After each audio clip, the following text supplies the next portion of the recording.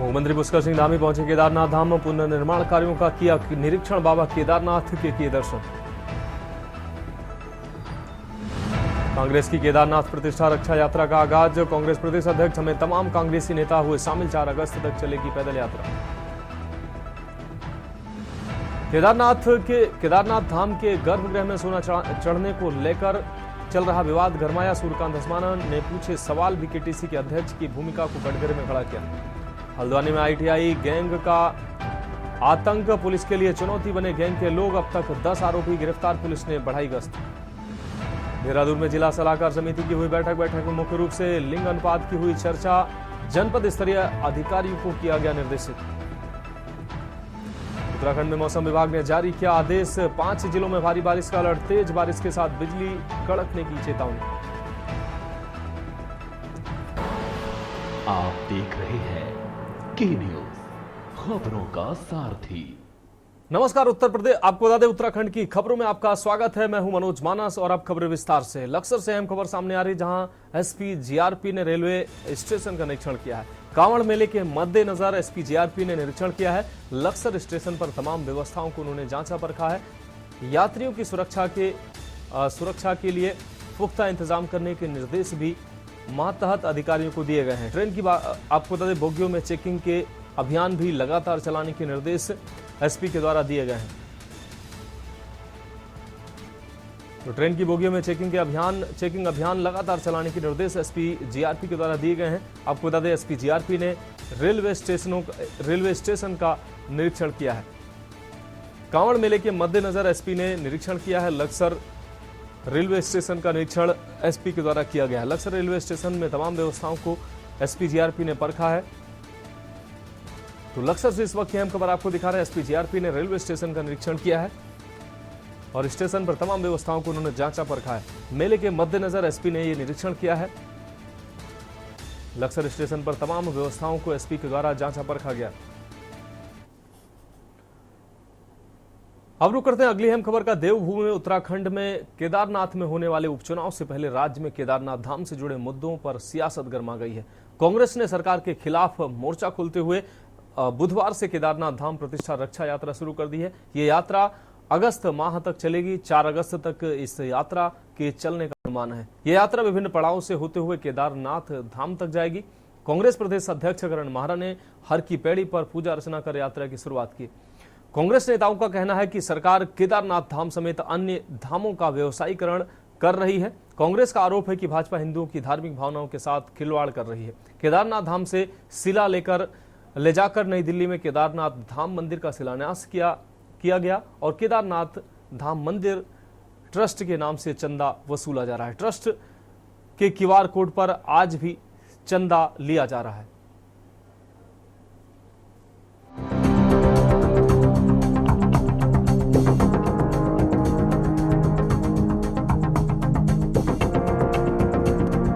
उत्तराखंड में श्री केदारनाथ मंदिर के शिलान्यास पर सियासत थमने का नाम नहीं ले रही है। इसी कड़ी में कांग्रेस ने केदारनाथ धाम प्रतिष्ठा रक्षा यात्रा शुरू कर दी है। ये यात्रा अगस्त महीने तक चलेगी। ये यात्रा विभिन्न पड़ावों से होते हुए केदारनाथ धाम तक जाएगी। कांग्रेस प्रदेश अध्यक्ष करण माहरा ने हर की पैड़ी पर पूजा अर्चना कर यात्रा की शुरुआत की। कांग्रेस नेताओं का कहना है कि सरकार केदारनाथ धाम समेत अन्य धामों का व्यवसायीकरण कर रही है। वहीं मुख्यमंत्री पुष्कर सिंह धामी का कहना है कि केदारनाथ ज्योतिर्लिंग का स्थान एक ही है, दूसरे स्थान पर कोई धाम नहीं हो सकता। भाजपा का आरोप है कि कांग्रेस केदारनाथ उपचुनाव में राजनीतिक लाभ के लिए ये यात्रा निकाल रही है। और असलियत यह है कि राम का नाम लेने वाले, भगवान केदार की बात करने वाले खुद एक व्यवसायी के मंदिर का उद्घाटन करने जाते हैं, शिलान्यास करते हैं और कहते हैं कि यहाँ आके भी वही पुण्य मिलेगा जो केदारनाथ जाके। मन चंगा तो कटौती में गंगा भाई। आप ध्यान यहीं बैठ के कर लो, केदार बाबा का आशीर्वाद मिल जाएगा कहा जाता है। लेकिन जिस तरीके से ये सब कुछ चल रहा है उसका हम विरोध कर रहे हैं। एक्सपोज करने का ही काम है। एक कानून बना दिया, ये कहते हैं हमने कानून बना दिया, लेकिन 10 तारीख और 19 तारीख के आपके बयान में जमीन आसमान का फर्क है। आप बताएं, 10 को सच बोल रहे थे मुख्यमंत्री या 19 तारीख को सच बोल रहे? दूसरा, उन्होंने कहा हमने कानून बना दिया, इस नाम का कोई इस्तेमाल नहीं करेगा। वैसे बहुत लाउड एंड क्लियर है कि ये चारों धाम हमारी आध्यात्मिक परंपरा के प्रतीक हैं। इनके साथ जब भी कोई छेड़छाड़ की जाएगी, हमारी परंपराओं के साथ, हमारे आध्यात्मिक स्वरूप के साथ कभी छेड़छाड़ की जाएगी, कुछ गलत कदम उठाए जाएंगे तो उसके खिलाफ उत्तराखंड का जनमत जो है खड़ा होगा।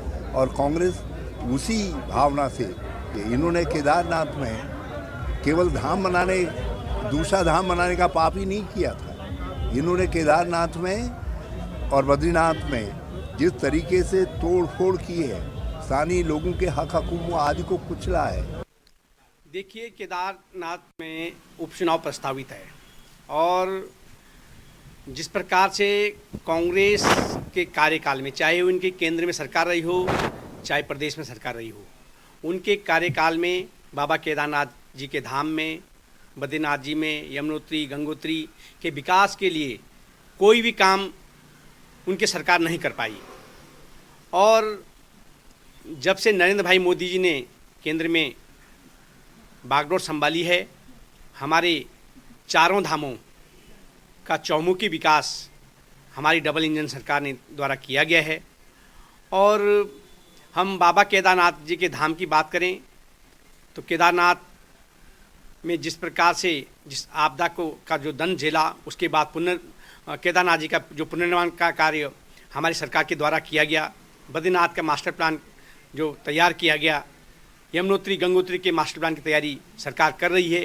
वहीं एक ओर जहां कांग्रेसी दिल्ली में केदारनाथ मंदिर के शिलान्यास को लेकर सवाल खड़े कर रहे हैं, तो दूसरी ओर भाजपा ने कांग्रेस को याद दिलाया कि साल 2015 में मुंबई में 11 करोड़ की लागत से भव्य बद्रीनाथ मंदिर बनाया गया था, जिसके शिलान्यास के मौके पर तत्कालीन मुख्यमंत्री हरीश रावत शामिल हुए थे।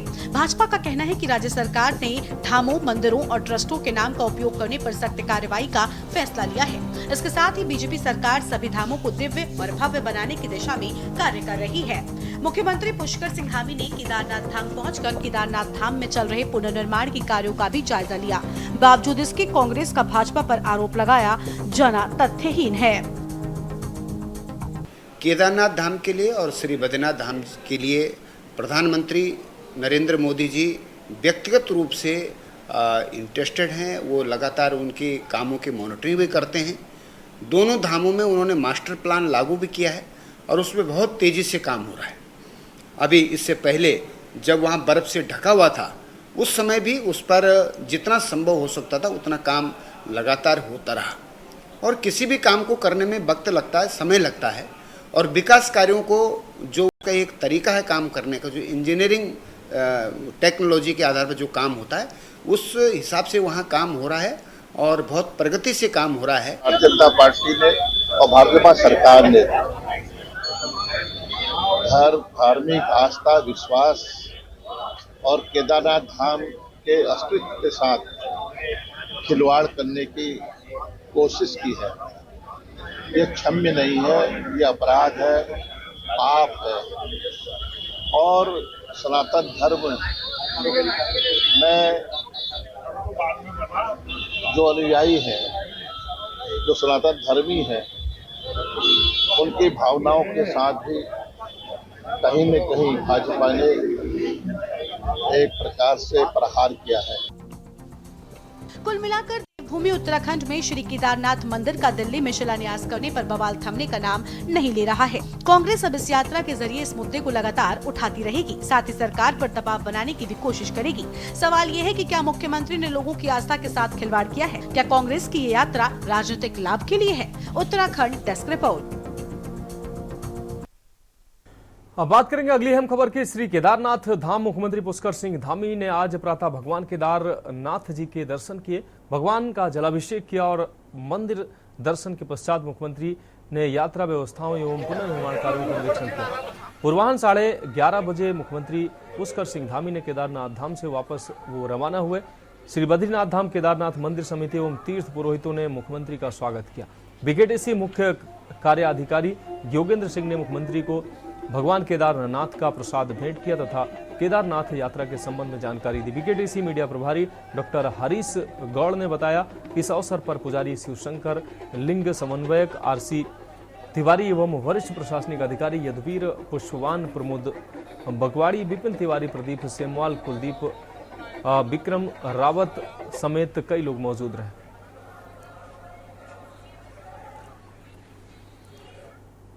अब रुक करेंगे अगली अहम खबर का। राज्य शैक्षिक अनुसंधान एवं प्रशिक्षण परिषद SCRT उत्तराखंड के नवनिर्मित भवन एवं छात्रावास का मुख्यमंत्री पुष्कर सिंह धामी ने लोकार्पण किया है। लोकार्पण से पूर्व पूजन कार्यक्रम के पश्चात भवन का लोकार्पण किया गया। इस दौरान 10वीं व 12वीं के टॉपर छात्रों को पुरस्कृत भी किया गया। साथ ही बेहतर प्रदर्शन करने वाले उत्कृष्ट विद्यालयों को भी पुरस्कृत किया गया। इसको लेकर मुख्यमंत्री पुष्कर सिंह धामी ने कहा कि पंडित दीनदयाल उपाध्याय शैक्षिक पुरस्कार से मेधावी छात्रों को व विद्यालय शिक्षकों को पुरस्कृत किया गया है। इससे न केवल उनमें नई ऊर्जा का संचार होगा बल्कि आने वाले भविष्य में भी बेहतर प्रदर्शन को लेकर वो प्रोत्साहित रहेंगे।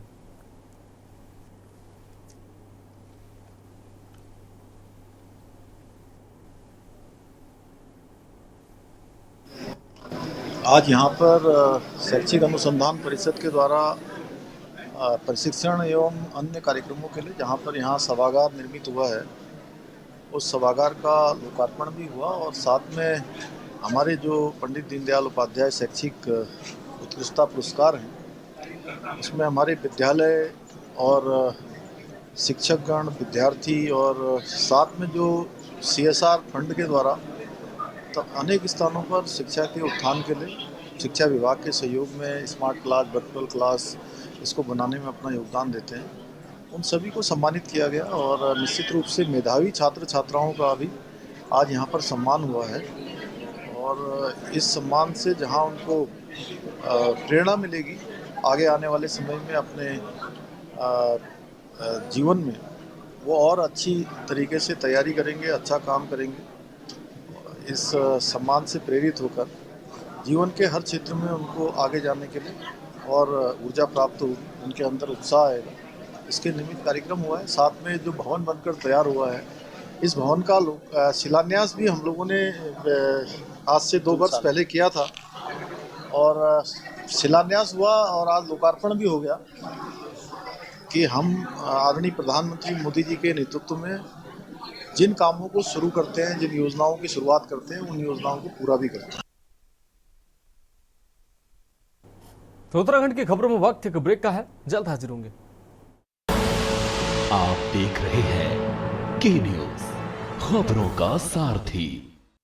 ब्रेक के बाद उत्तराखंड की खबरों में एक बार फिर से आपका स्वागत है। अब रुक करेंगे अगली अहम खबर का। दिल्ली में केदार धाम मंदिर बनाने के मामले में आपको बता दें, मामले के बाद कांग्रेस इसको अब मुद्दा बनाकर सरकार को घेर रही है। आज हरिद्वार में हर की पैड़ी से कांग्रेस ने केदारनाथ प्रतिष्ठा रथ यात्रा की शुरुआत की है। कांग्रेस प्रदेश के सभी बड़े नेताओं की मौजूदगी में यात्रा की शुरुआत हुई है, जो विभिन्न पड़ावों से होते हुए केदारनाथ धाम तक जाएगी।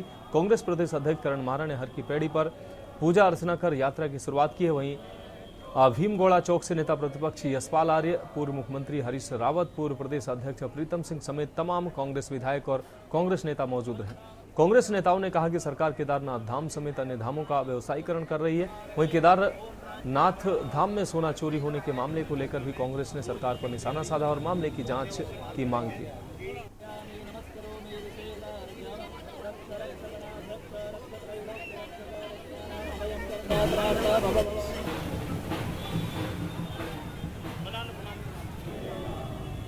वैसे दोस्त लाउड एंड क्लियर है कि ये चारों धाम हमारी आध्यात्मिक परंपरा के प्रतीक हैं। इनके साथ जब भी कोई छेड़छाड़ की जाएगी, हमारी परंपराओं के साथ, हमारे आध्यात्मिक स्वरूप के साथ कभी छेड़छाड़ की जाएगी, कुछ गलत कदम उठाए जाएंगे, तो उसके खिलाफ उत्तराखंड का जनमत जो है खड़ा होगा।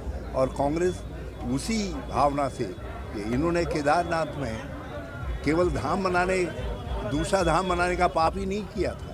इन्होंने केदारनाथ में और बद्रीनाथ में जिस तरीके से तोड़ फोड़ की है, स्थानीय लोगों के हक हकूक आदि को कुचला है।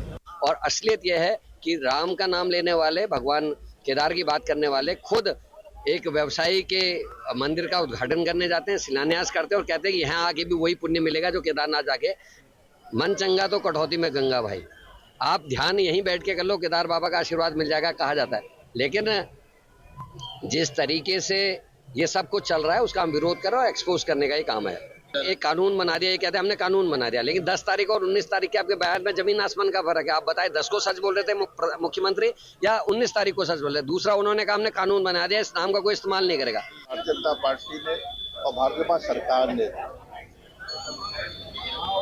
धार्मिक आस्था, विश्वास और केदारनाथ धाम के अस्तित्व के साथ खिलवाड़ करने की कोशिश की है। ये क्षम्य नहीं है, ये अपराध है, पाप है। और सनातन धर्म में जो अनुयायी हैं, जो सनातन धर्मी हैं, उनकी भावनाओं के साथ भी कहीं न कहीं भाजपा ने एक प्रकार से प्रहार किया है। अब रुक रही अगली खबर का। हल्द्वानी में आईटीआई गैंग ने आतंक मचा रखा है। आपको बता दें, आए दिन चौराहों में सार्वजनिक स्थलों पर होने वाली मारपीट और झगड़े में ज्यादातर मामले आईटीआई गैंग के सामने आते हैं। बीते दिनों नुमाइश में आईटीआई गैंग द्वारा मारपीट और गुंडई की घटना को अंजाम दिया गया और तलवारों से लोगों पर हमला किया गया। लिहाजा पुलिस के सामने शहर की कानून व्यवस्था को दुरुस्त करना चुनौती बन गया है। हालांकि सीओ नितिन लोहनी का कहना है कि आईटीआई गैंग द्वारा अराजकता, मारपीट और कानून व्यवस्था बिगाड़ने की शिकायतें उनके पास आई हैं, जिसके बाद वह तुरंत इस मामले में एक्शन लेकर कार्रवाई कर रहे हैं। साथ ही वीडियो फुटेज के माध्यम से चिन्हित कर तुरंत गुंडई करने वालों की गिरफ्तारी की जा रही है। अब तक पुलिस ने 10 लोगों को पकड़ा है, जिनसे पूछताछ की जा रही है। साथ ही शहर में कानून व्यवस्था का राज बना रहे, इसके लिए भी सभी थाना और चौकी इंचार्ज को गश्त बढ़ाने के निर्देश दिए गए हैं। इसको लेकर पुलिस पूरी तरह मुस्तैद है। सबसे पहले कहना चाहूँगा, ये नुमाइश वाली जो भी लड़ाई हुई थी, उसके बाद तुरंत पुलिस ने दबिश दे के कुछ लोगों को कस्टडी में भी लिया है और कस्टडी के साथ साथ ये वेरीफाई किया जा रहा है वीडियो के माध्यम से कौन कौन लोग उस कृत्य में लिप्त दिख रहे हैं, उनको बुक किया जा रहा है। इसके अलावा कुछ लोग जो हैं जो वेरीफाई हो चुके हैं वो भी फरार हैं, उनको भी दबिश दे के तुरंत पकड़ा जाएगा और इसके बाद कड़ी से कड़ी कार्रवाई की जाएगी इनके साथ। ये पुराना एक आईटीआई गैंग बताया जा रहा है सर, आईटीआई गैंग के कुछ लड़के हैं? इस तरह की बातें सुनने में आ रही हैं। इस चीज़ को वेरीफाई किया जा रहा है कौन कौन लड़के हैं, कौन कौन संलिप्त हैं इसमें। उत्तराखंड हाईकोर्ट ने ऋषिकेश गुमानीवाला के आबादी क्षेत्र में लगाए जा रहे कूड़ा निस्तारण प्लांट के खिलाफ दायर जनहित याचिका पर सुनवाई करते हुए कोर्ट की खंडपीठ ने पेड़ कटान पर रोक लगा दी है। मामले की सुनवाई के लिए कोर्ट ने 3 सप्ताह बाद की तिथि नियत की है। आपको बता दें कि ऋषिकेश निवासी समाजसेवी आशुतोष शर्मा ने जनहित याचिका दायर कर कहा कि नगर के मेयर ने सरकारी धन को ठिकाना लगाने के लिए आनन फानन में ऋषिकेश के गुमानीवाला में कूड़ा निस्तारण प्लांट लगाने की अनुमति दे दी गई। जिस क्षेत्र में यह प्लांट लगाया जा रहा है वह क्षेत्र आबादी वाला क्षेत्र है। कूड़ा निस्तारण प्लांट में 5 शहरों के कूड़े का निस्तारण किया जाना है। केंद्रीय प्रदूषण बोर्ड की नियमावली के अनुसार यह प्लांट आबादी वाले क्षेत्र से बाहर लगाया जाना था, परंतु मेयर ने इसे आबादी वाले क्षेत्र में लगाने की अनुमति दे दी है, जो सुप्रीम कोर्ट के आदेश 2019 के खिलाफ भी है। सुप्रीम कोर्ट ने भी अपने आदेश में कहा था कि ऐसे प्लांट आबादी क्षेत्र से बाहर स्थापित किए जाएं।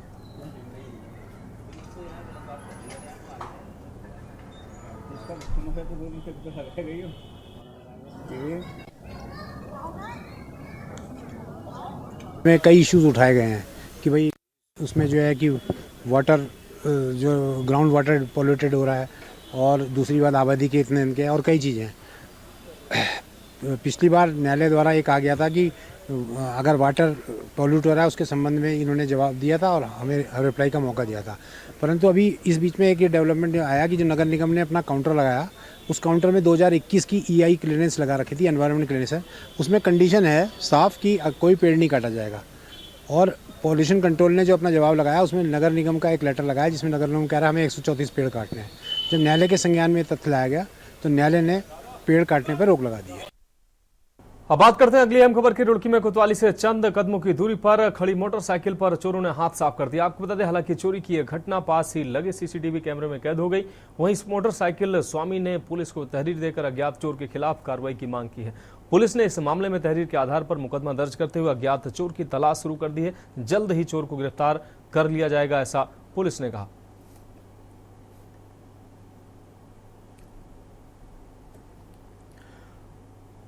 उत्तराखंड हाईकोर्ट ने पिथौरागढ़ के वेस हॉस्पिटल में मूलभूत सुविधाओं के अभाव को लेकर दायर जनहित याचिका पर सुनवाई करते हुए राज्य सरकार से 3 सप्ताह में जवाब दाखिल करने को कहा है। मामले की सुनवाई के लिए कोर्ट ने 3 सप्ताह की बाद की तिथि नियत की है। आपको बता दें कि पिथौरागढ़ निवासी राजेश पांडे ने उच्च न्यायालय में जनहित याचिका दायर कर कहा कि पिथौरागढ़ के वेस हॉस्पिटल में डॉक्टरों की कमी के साथ ही मूलभूत सुविधाएं उपलब्ध नहीं है, जिसके चलते यहां आने वाले मरीजों के साथ गर्भवती महिलाओं को रेफर कर दिया जाता है। याचिकाकर्ता का कहना है कि कई केसों में तो गर्भवती महिलाओं की रेफर के दौरान 108 एम्बुलेंस में ही डिलीवरी हो चुकी है। यही नहीं, दूरदराज के क्षेत्रों से आए गरीब तबके के लोग अपना इलाज नहीं करा पा रहे हैं। याचिका में वेस हॉस्पिटल में मूलभूत सुविधाएं और डॉक्टरों की तैनाती करने की मांग की गई है।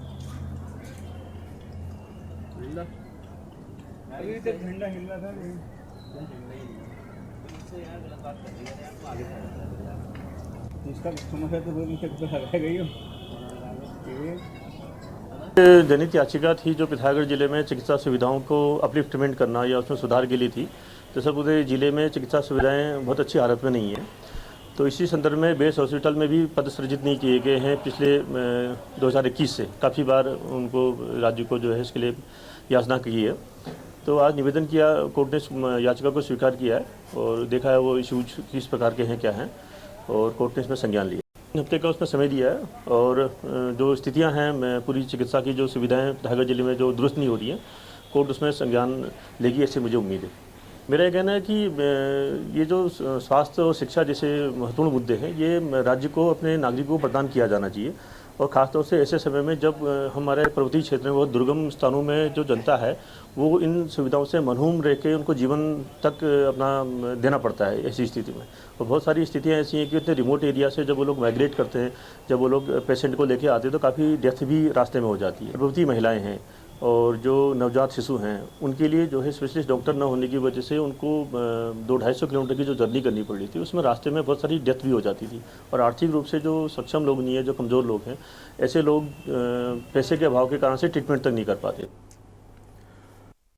की खबरों में फिलहाल अभी के लिए मेरे साथ इतना ही। मुझे दीजिए इजाजत और आगे आप देखिए के न्यूज इंडिया का विशेष कार्यक्रम मंथन हमारे प्रधान संपादक दुर्गेन चौहान जी के साथ। आप देख रहे हैं के न्यूज, खबरों का सार।